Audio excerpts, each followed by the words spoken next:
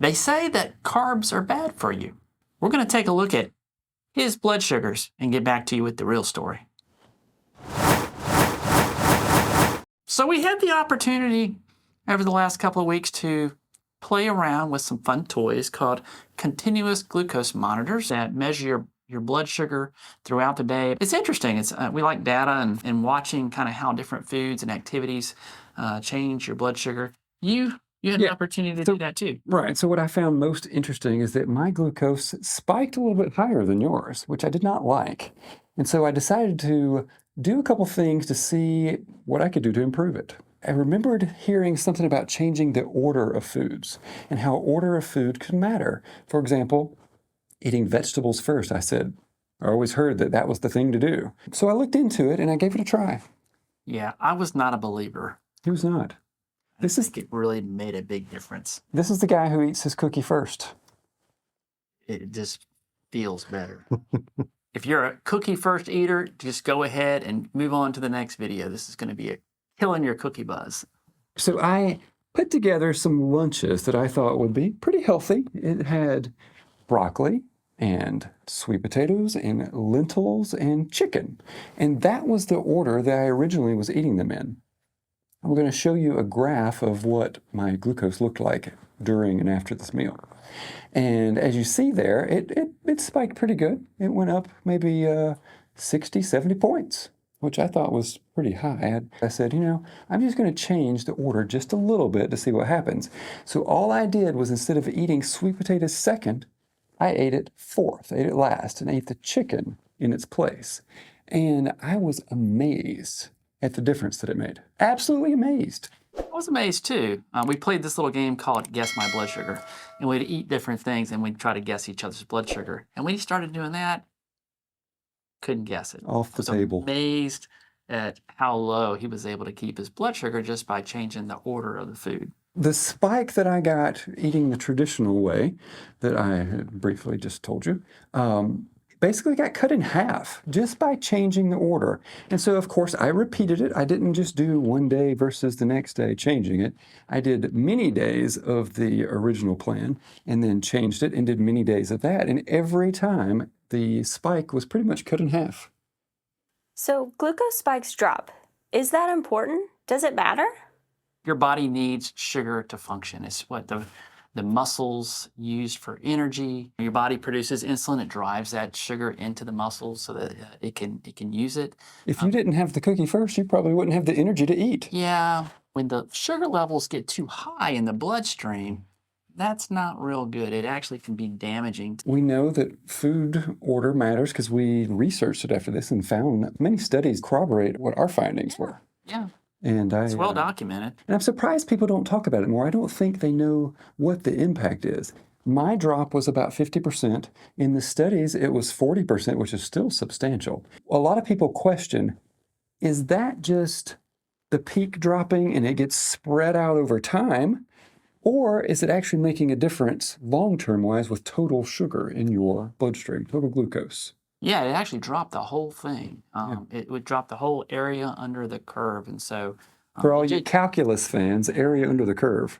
It didn't just spread out the sugar over time. It just kind of just kept it down. Yeah. And the studies did the same thing and looked at insulin levels, thinking, well, insulin levels are going to correlate with glucose levels and doing bad things. And the insulin levels dropped too. So the most important thing I came away with this is vegetables and protein should come first, not chocolate chip cookies.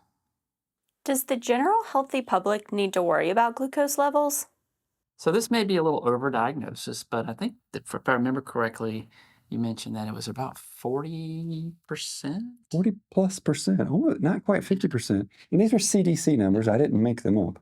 But they say that between diabetes and prediabetes, a good large portion of the U.S. population has these. And those are the people that are going to be at risk for having complications. I would like to mention that for people that are very active, runners and people that are training a lot in the gym, carbs have their place. That's what the body uses for energy. So you, depending on your activity level, may need a significant amount of carbs. That may be good for you. kind of fits in with what we're talking about. If you do need these carbs, which most people do, need some carbs, when you get them in your meal plays a big role in how your body processes them. One interesting thing that I found with one of these studies is, yes, they were measuring glucose and insulin, but they were also measuring GLP-1. And they found an increase in GLP-1 by eating the vegetables and proteins first. Tell us what GLP-1 is. You're a biochemist. GLP-1 is one of the hormones that the body produces. Heard a lot about these hormones in the news with medications like Ozempic, Mounjaro, and these diabetic medicines and weight loss medicines. But it slows down the GI tract, makes you feel more full. It acts on some of the satiety centers of the brain. So it's, I guess it's maybe kind of a natural way of boosting that. Yeah, it's a natural Ozempic and Mounjaro. Can I say that? Without the $1,400. It's very expensive. Even if you don't have prediabetes or diabetes and you're looking to kind of keep your blood sugar kind of more level, this is an option for you. Yeah, I mean, all of the internet says sugar is bad. For those who believe that, this is a perfect way to help deal with it. So should I drop carbs altogether and go keto? I'm going to let Dr. Fricks answer this because he has experience with this. He tried this. He's also one of these endurance athletes that does a lot of running and biking. So tell us your experience personally with this. I have tried it, and I can't hardly get out of a chair after about 2 days of that. If you're trying to exercise and train, you need your carbs, just sometimes at the right time, but you need a certain amount. Just don't eat too much. What I would say to that is that everybody does better with a particular diet, but we don't know what that particular diet is for you. Because everybody's individual, and there's lots of diets that work well for different people. So besides sweet things like cookies, brownies, things like that, what other carbs that maybe aren't sweet do you never want to give up? I like bread. He does. I eat a lot of bread, a lot of sandwiches. That'd be hard to give up. I have an uncle, he cannot have a meal without bread. Uncle Jimmy, make sure you eat it last. Julia's familiar with Uncle Jimmy.